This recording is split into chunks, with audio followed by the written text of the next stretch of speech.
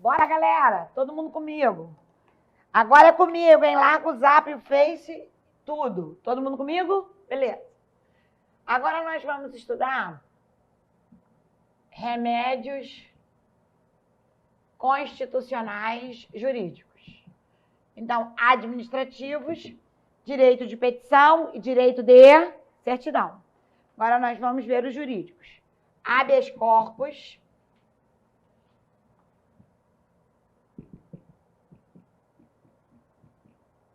habeas data,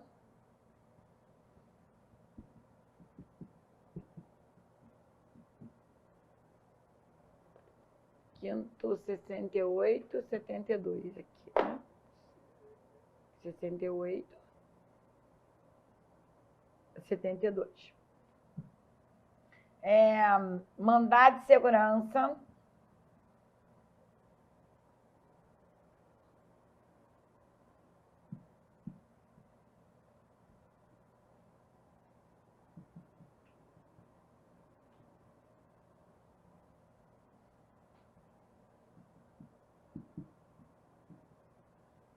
um, dois, três, quatro. Mandado de injunção,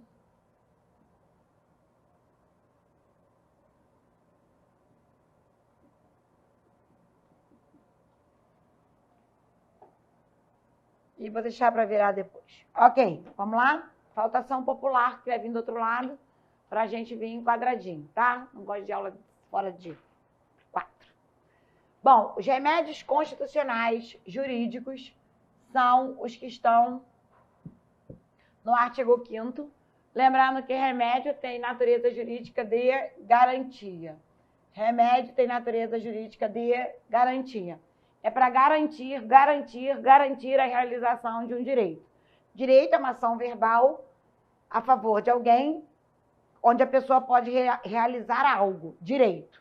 Uma ação verbal positiva, onde você pode realizar algo. Ou não, né? Tudo bem. Se esse direito é retirado, você entra com a garantia. Por isso que os remédios garantem direitos. Haja vista que remédio é para curar doença. Remédio é para sarar doença. Se o direito foi retirado, entra com remédio. Uma garantia. Ajuda, não ajuda? Beleza.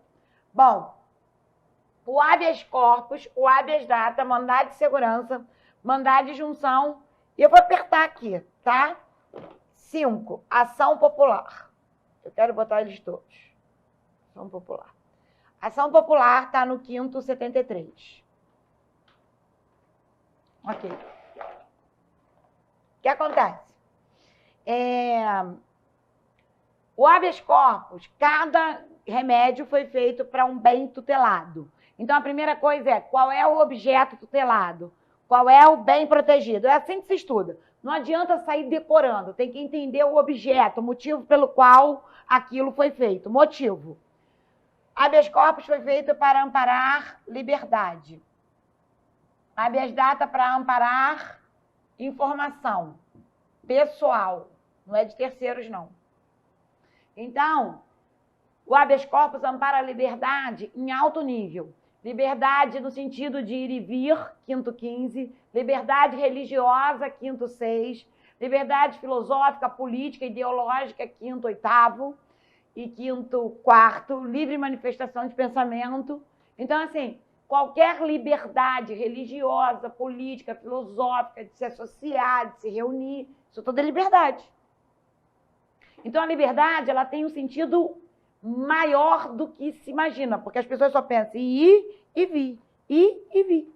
Mas não é ir e vir, não é ir e vir. A gente tem um Estado laico, a gente tem direito de falar o que pensa, livre manifestação de pensamento. Então, quando qualquer liberdade filosófica, ideológica, de pensamento, artística, cultural é retirada, para a liberdade, o remédio cabível é habeas corpus. Ok.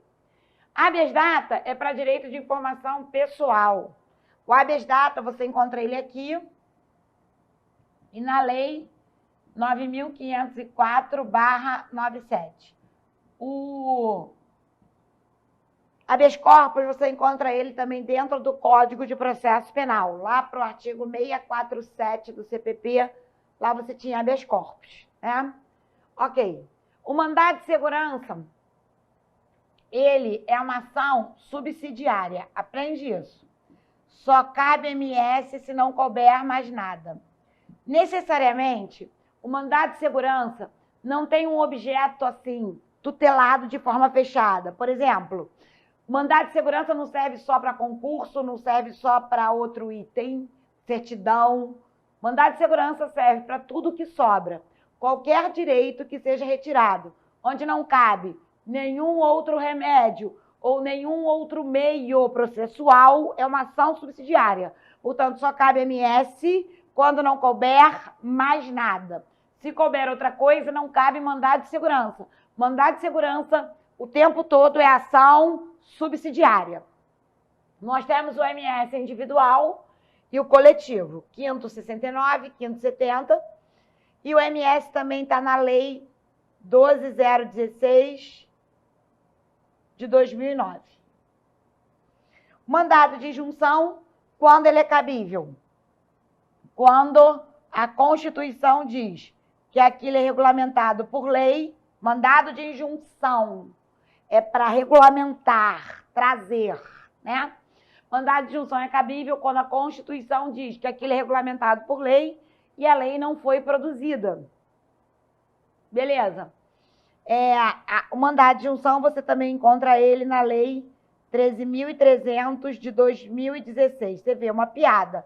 O MI só foi regulamentado em 2016. Faltava também a lei do MI. E a ação popular está na Lei 4717 de 65 também. Ele é um remédio feito logo após o golpe. O golpe no Brasil em 64, em 65 é feita a Lei da Ação Popular, permitindo que qualquer pessoa possa vir a discutir a administração pública. Né? Então, isso tem todo um contexto que a gente vai falar dele em um determinado momento e o porquê dessa lei. Perfeito? Então, cada remédio tem um objeto, lembrando que esses são os remédios jurídicos e nós temos os remédios administrativos que aprendemos antes. Então, agora, nesse bloco, de forma muito dirigida, eu quero falar sobre o habeas corpus e o habeas data, tá? Então, nós vamos explorando por blocos para a aula ser cada vez melhor. O habeas corpus, ele, como disse, ampara a liberdade. Basicamente, a liberdade, ela está em todo o artigo 5º, na parte inicial. Do 5º 4 ao 5º 15 é liberdade. Livre manifestação de pensamento, liberdade literária, Estado laico, liberdade literária, cultural, direito de ir e vir, né? Além de outras, que eu não estava aqui, 5º 16, direito de se reunir, liberdade. Então, se você parar para pensar, a gente tem um rol de liberdades muito grande. E quando a liberdade é retirada, o remédio cabível é habeas corpus. Primeira coisa que eu quero é que vocês abram a mente, porque o aluno é condenado a ir e vir. Então, abre a mente, porque eu posso estar andando na rua, com habeas corpus na justiça eleitoral, porque foram retirados os meus direitos políticos. Eu estou andando na rua. Tem razão, professora. Então, o habeas corpus, ele tem essa amplitude. Perfeito. Bom, o habeas corpus, ele pode ser preventivo ou repressivo. Lembrando que a liberdade é retirada, gosto de ser bem clara, ilegalmente. Porque a liberdade pode ser retirada legalmente. Quando o cara, por exemplo, está em casa, chega a Polícia Federal com mandado de prisão. A liberdade foi retirada como? Legalmente. O HC é ilegalmente. Então, estou sendo bem clara para ninguém criar o espírito da confusão. Muito bem. O HC pode ser preventivo ou repressivo. Preventivo é quando a sua liberdade está prestes a ser retirada. Não foi retirada, mas será. Então, por exemplo, vou dar um exemplo. Um exemplo clássico. Quando a gente comparece a uma CPI e a gente tem medo de ser preso pelos motivos que estão lá, e a gente quer manter o direito, às vezes, de não prestar certas informações pelo sigilo, em função do trabalho que o cara tem, porque ele o informante, ele tem a obrigação de falar. Quem tem direito de ficar calado sempre é no inquérito indiciado, no processo acusado, e na CPI seria aquele que está sendo investigado. Então, se eu vou a uma CPI como informante e eu tenho um trabalho que exige sigilo, para eu não ser obrigada a falar sobre isso e para eu não ficar sob falso testemunho ou falsas informações, eu posso entrar com habeas corpus preventivo para garantir esse sigilo naquilo que é ponderável e para garantir também que ali não existe, dentro do que foi apresentado, motivos suficientes para ser decretada não é uma prisão preventiva nem prisão temporária, é uma prisão em flagrante.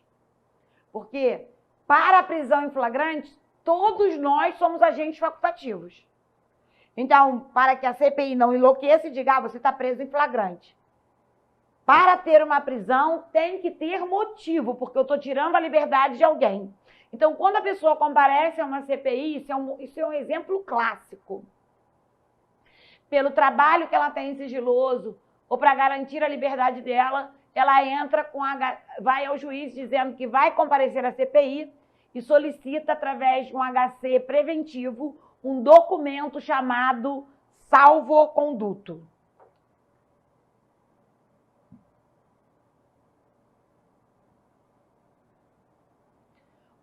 E ela apresenta isso na CPI. É claro que ela vai falar o que tem que falar e vai resguardar o que tem que resguardar. É um exemplo clássico de salvo-conduto. Perfeito. E o habeas corpus repressivo é quando a sua liberdade está sendo retirada ilegalmente. E aqui eu quero dar 2 exemplos, porque eu acho que o aluno aprende mais com exemplo do que com hashtag mimimi. Sacou? Eu odeio hashtag mimimi. Eu gosto de, papum, papum. Liga na parada. Suponha que eu fui presa por um crime. Beleza, meu irmão. Estou presa, cumpri a pena. Depois que eu cumpro a pena, o Estado tem que me botar na rua. Só que muitas vezes no Brasil as pessoas ficam presas por mais tempo, ilegalmente. Então, nesse caso, caberia um habeas corpus repressivo. Até porque eu já cumpri a pena. Mas acontece, isso é real. Aí o cara entra com habeas corpus repressivo para dizer para o Estado, olha, Estado, você está errado. Eu já cumpri a pena. Ou numa prisão preventiva, quando já estourou o prazo.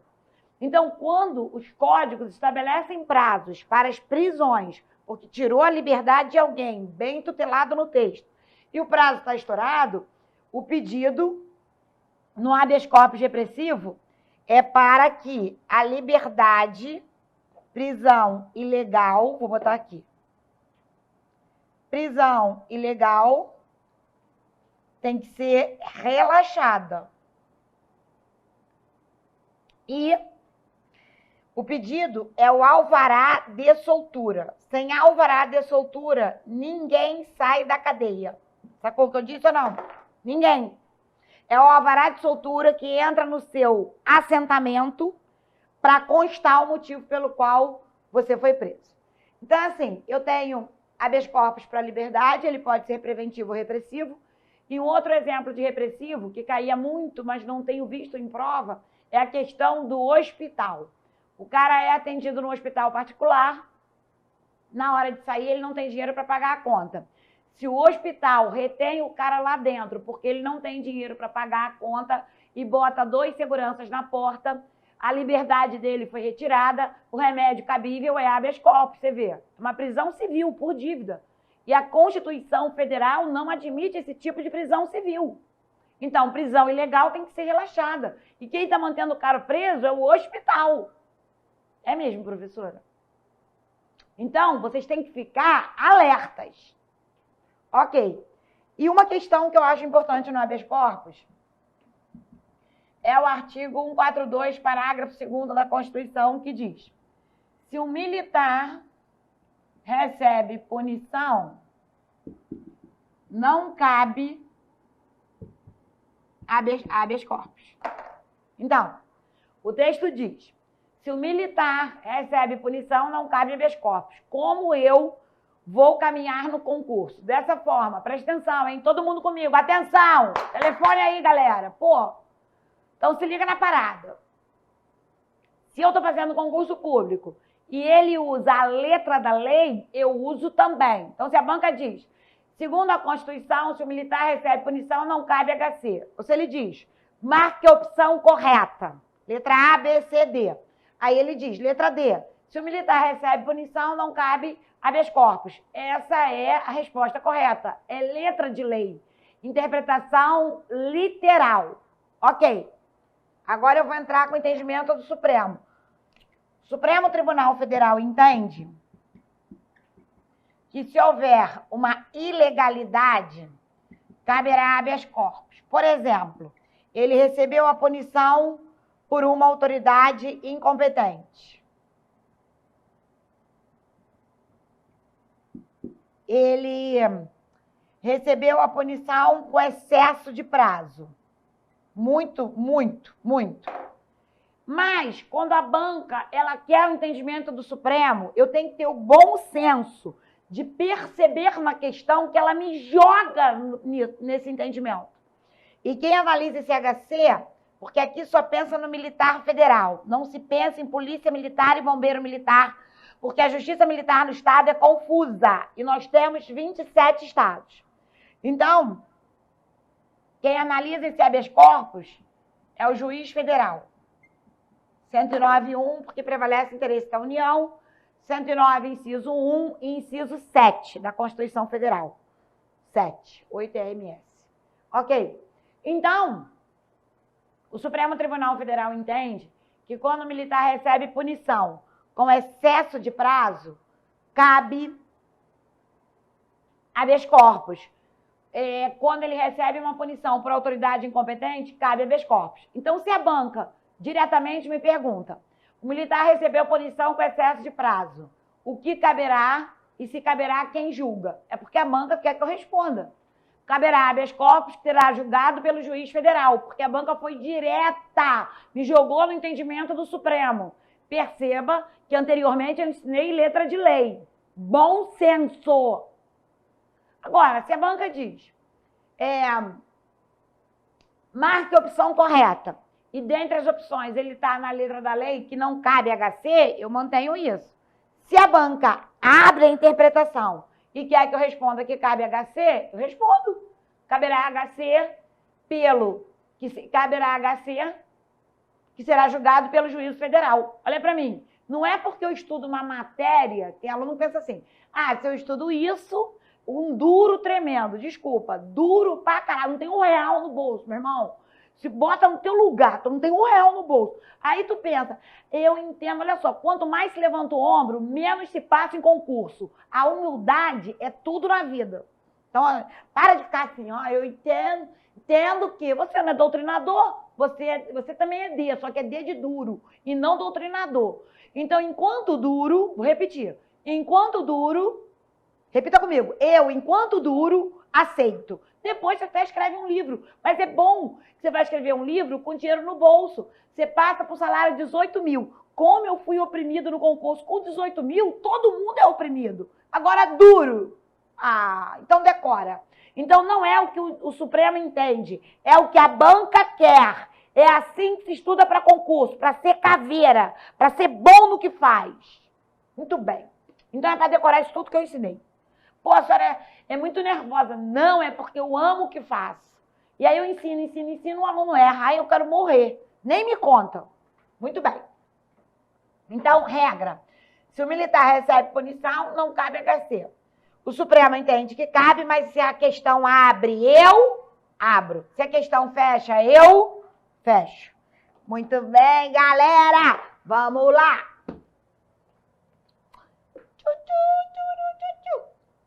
Vamos falar agora sobre o habeas data. Maneiro, né? É muito bom estudar constitucional. Constitucional,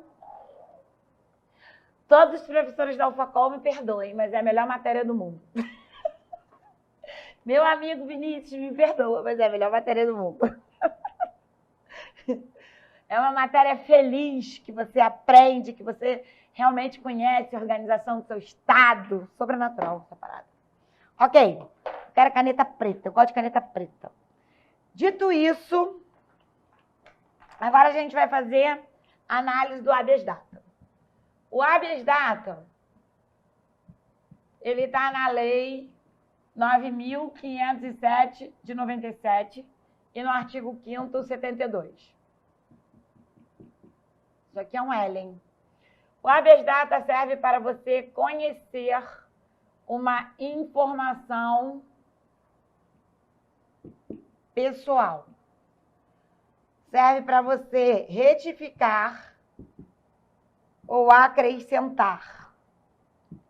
O verbo acrescentar está na lei 9.507/97, no artigo 7, inciso 3.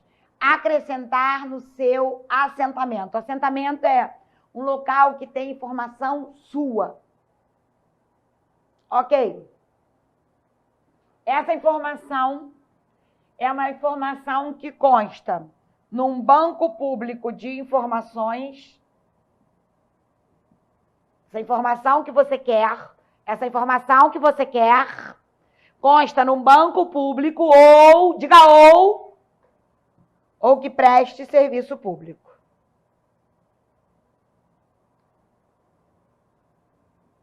Como Serasa, SPC, maternidade privada, universidade, maternidade privada, concessão do serviço público saúde, concessão de serviço público. Universidade privada, concessão do serviço público educação. Então, essa informação que você quer ou está no banco público, administração pública, ou no local que está na concessão de um serviço público.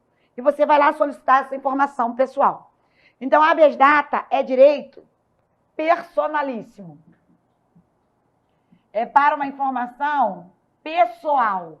Não é para uma informação de terceiro, porque você não é fofoqueiro. Decora assim. É direito personalíssimo. Não é para informação de terceiro, porque você não é fofoqueiro. Muito bem. O habeas data, ele serve para uma informação pessoal, é quando eu quero conhecer. Exemplo, eu chego na administração pública e digo, tomei ciência que constam umas informações minhas aí que eu não conheço. Quero conhecer.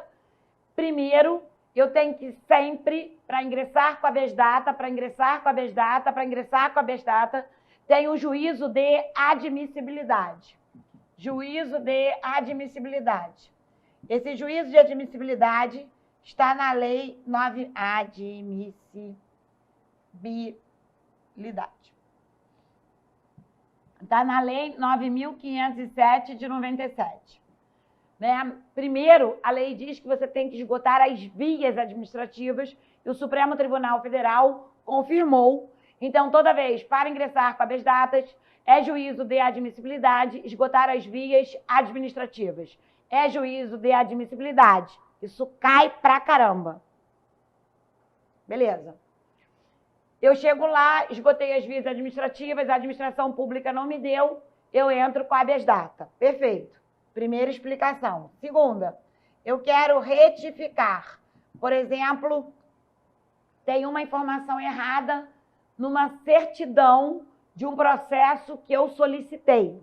Eu digo, olha, essa informação é minha, está errada, tá? Consta aqui nessa certidão que eu já fui presa 10 vezes, eu nunca fui presa. Eu preciso que você retifique essa informação. Vou ao local, vou recorrer a todas as instâncias administrativas. Se nada disso resolve, eu entro com habeas data. Perceba, é uma informação errada minha, nunca do terceiro. Muito bem. E eu quero agora acrescentar. Suponha que quando eu passei para o serviço público, eu era solteira. Passam 10 anos, casei. Chego lá no tribunal e digo, tribunal, eu quero agora acrescentar meu filho e meu marido no meu assentamento, porque para fins previdenciários. Aí o tribunal, numa loucura, diz, eu nego. Eu recorro, o tribunal diz, eu nego. Se ele nega que eu esteja acrescentando informações minhas no meu assentamento, o remédio cabível é habeas data. Então, dei 3 exemplos para vocês entenderem o que é habeas data. Veja, é sempre uma relação da Ana com ela mesma, eu e eu, nunca de terceiro. E eu estou chamando, sim, a atenção, porque aqui hora entra a sacada da questão de concurso. Se eu quero uma informação de terceiro, da minha mãe, do meu pai, da minha avó, da minha tia ou do meu filho, o remédio cabível é mandado de segurança. Não é cabível, não é cabível.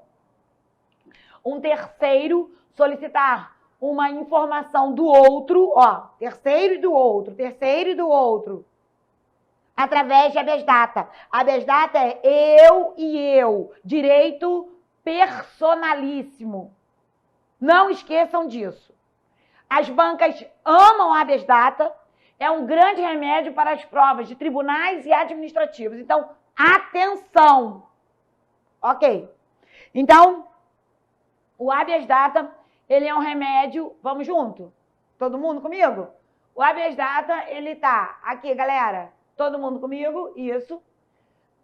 Ele é um remédio cabível na lei 9.507/97. Vale a pena dar uma lida.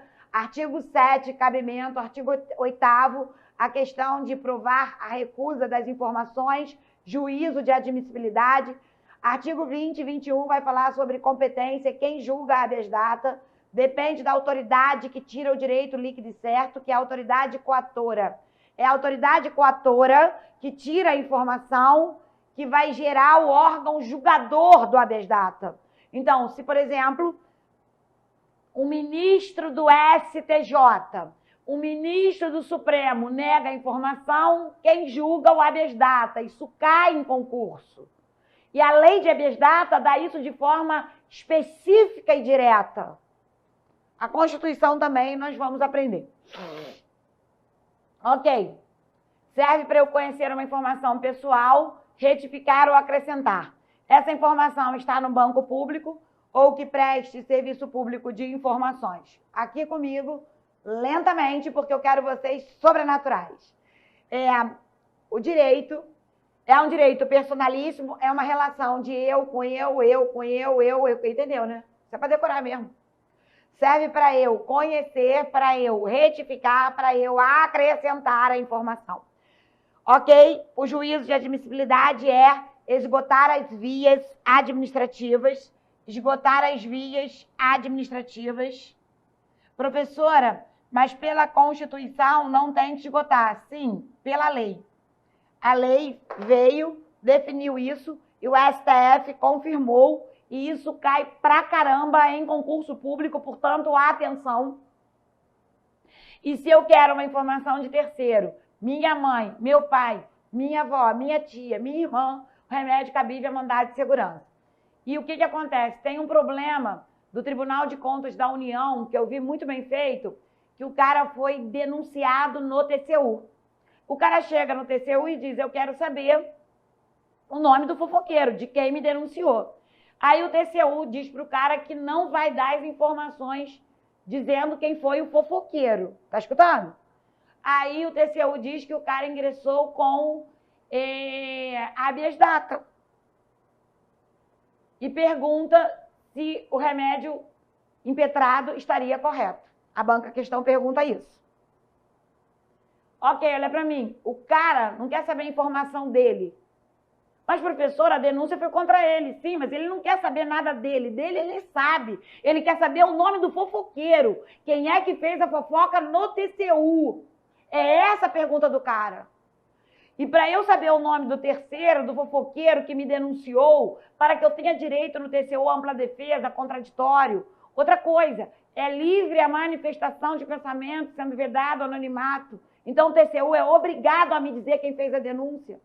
O remédio cabível para saber o nome do fofoqueiro é mandado de segurança. Não errem essa questão.